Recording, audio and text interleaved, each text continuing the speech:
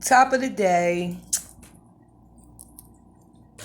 I was thinking about just on a whole, like how people be having so much to say and pass so much judgment and do so many wicked ass things to people that were sent in their lives to help, and try to grow and nourish situations, right?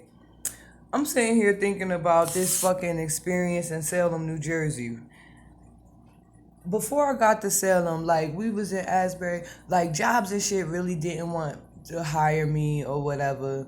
Then I finally did get a job at Excelsior. Then I was working at I went to the like the temp things, like we went to work at the perfume factories and shit like that. But the people attitudes and stuff, I was like, I don't have to come back here. I'll just I'll figure out how the fuck I'm gonna get me some money together. But this ain't what's it. I got hired at Excelsior Medical. They fired me for some old crazy ass fucking reason or whatever. The reasoning didn't even make no fucking sense, but I was like, you know what? You absolutely right. Went on about my business and eventually before I had moved to Salem, I had got a settlement from an accident that I was in Philadelphia. I think they gypped me. Robert Miller, I think that you and my children's father, Mark Scott, I don't know what it is, but for some reason, I think y'all got some fuck shit going on, and that shit gonna be exposed and come to the light as well. So whatever. But anywho, when I got that settlement money, I had hit my mom off. I had paid all her bills off, all her fucking debt that she had owed, and trying to pay $2 and $5 and $10 here and there a month and shit like that. Like, mom, just put all them fucking bills in a fucking pile and just be like Nike and do it. Boom. I gave my mom money when we was at the bank for herself, and I gave my mom money when we was at her house and paid, to repair the chair that Sonique had fucked up, and the washing machine that I don't even know how the fuck broke, but I paid for to replace that shit too.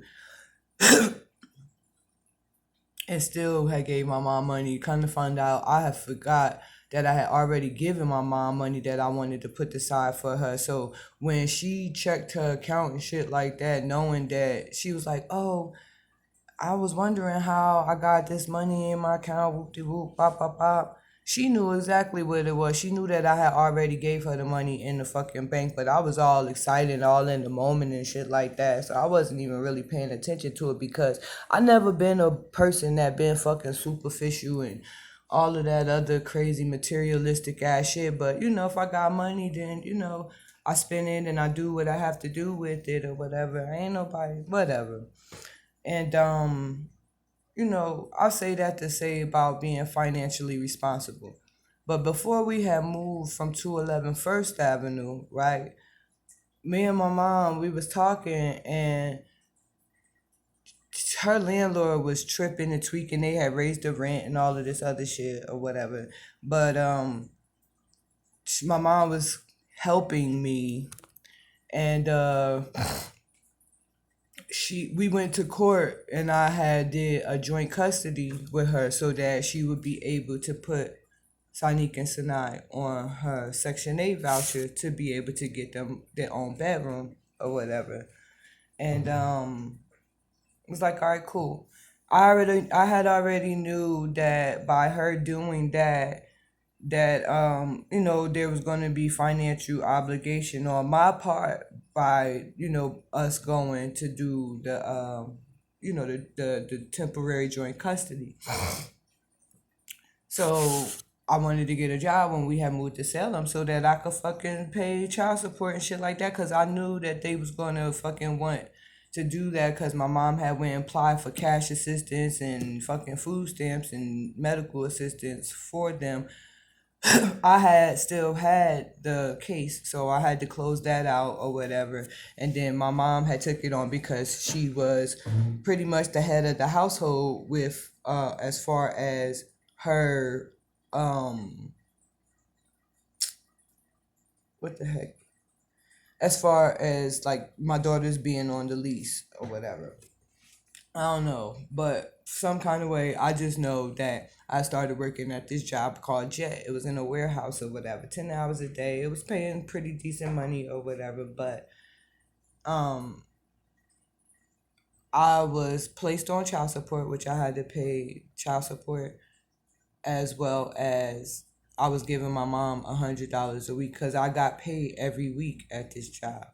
So I was giving my mom $100 a week plus paying child support plus still doing what I had to do for my children and trying to put money to a side so that I could get my own vehicle or whatever. Now, when I had got that lawsuit money and shit around that time, I was dealing with dude C Rule or whatever. No, I had started dealing with him after like a little bit after the fact or whatever. But that's the person that I was helping to put a roof over his head and whatever, whatever.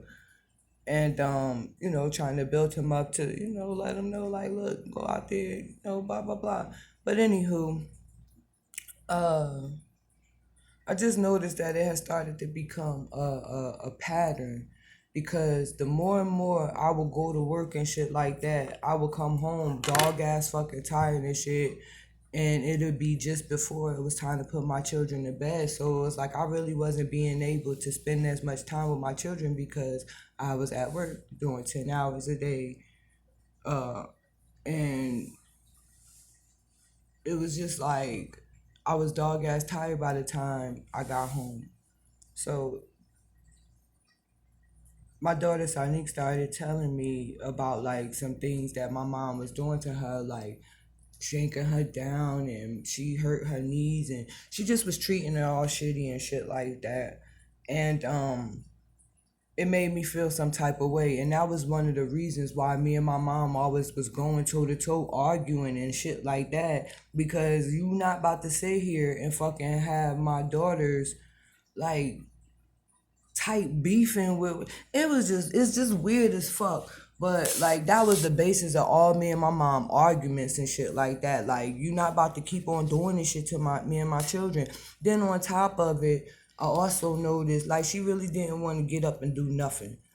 So my mom pretty much didn't motherfucking work or whatever because she had got her 401k from Walmart or whatever before, like in the process of us moving to Salem. So she was straight or whatever financially. Everything was everything, you know. But the way that it was set up was that she had already had my daughters on the Section 8 voucher or whatever. So she like when I decided that I was ready to go because I had experienced too much shit because me and my mom continued to argue about the same shit that from 211 First Avenue in Asbury to 211 North Elm in fucking Salem.